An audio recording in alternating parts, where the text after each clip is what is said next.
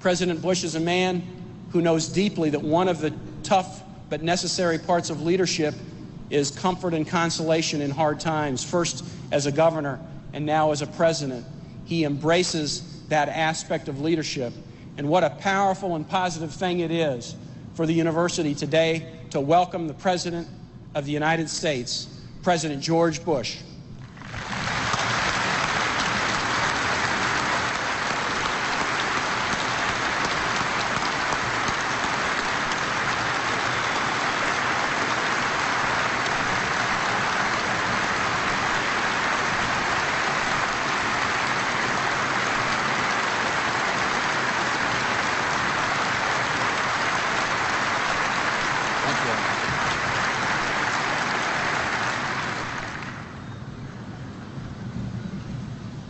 Governor, thank you.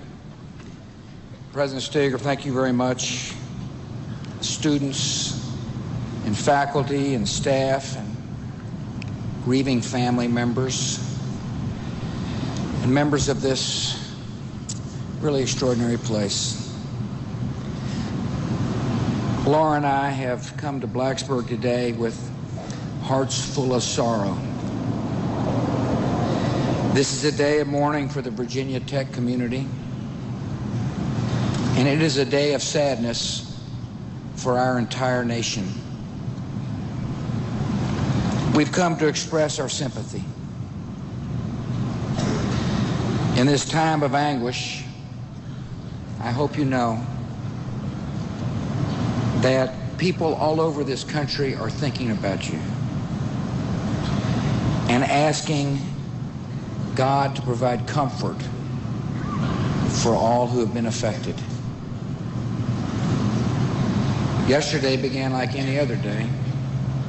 Students woke up and they grabbed their backpacks and they headed for class. And soon the day took a dark turn, with students and faculty barricading themselves in classrooms and dormitories, confused, terrified, and deeply worried. By the end of the morning, it was the worst day of violence on a college campus in American history. And for many of you here today, it was the worst day of your lives. It's impossible to make sense of such violence and suffering. Those whose lives were taken did nothing to deserve their fate. They were simply in the wrong place at the wrong time. Now they're gone, and they leave behind grieving families and grieving classmates and a grieving nation. In such times as this, we look for sources of strength to sustain us. And in this moment of loss, you're finding these sources everywhere around you. These sources of strength are in this community, this college community. You have a compassionate and resilient community here at Virginia Tech. Even as yesterday's events were still unfolding, members of this community found each other. You came together in dorm rooms and dining halls and on blogs. One recent graduate wrote this: "I don't know most of you guys, but we're all Hokies, which means we're family. To all of you who are okay, I'm happy for that. For those of you who are in pain or have lost someone close to you, I'm sure you can call on any one of us and have help anytime you need. These sources of strength are with your loved ones. For many of you, your first instinct was to call home and let your moms and dads know that you were okay. Others took on the terrible duty of calling the relatives or of a classmate or a colleague who had been wounded or lost. I know many of you feel awfully far away from people you lean on, people you count on during difficult times.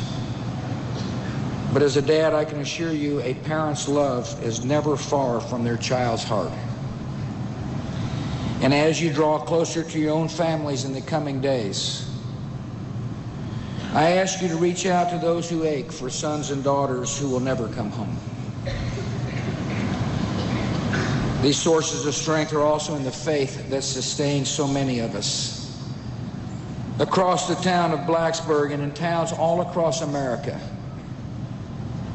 houses of worship from every faith have opened their doors and have lifted you up in prayer. People who have never met you are praying for you. They're praying for your friends who have fallen and who are injured. There's a power in these prayers, real power.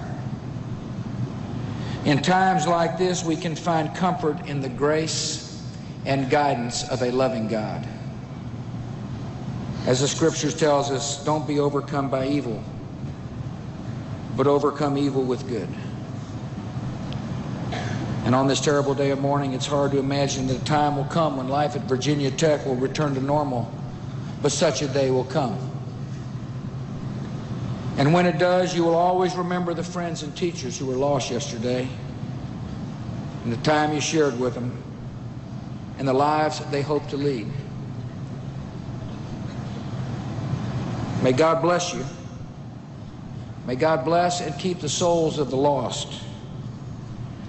And may His love touch all those who suffer in grief.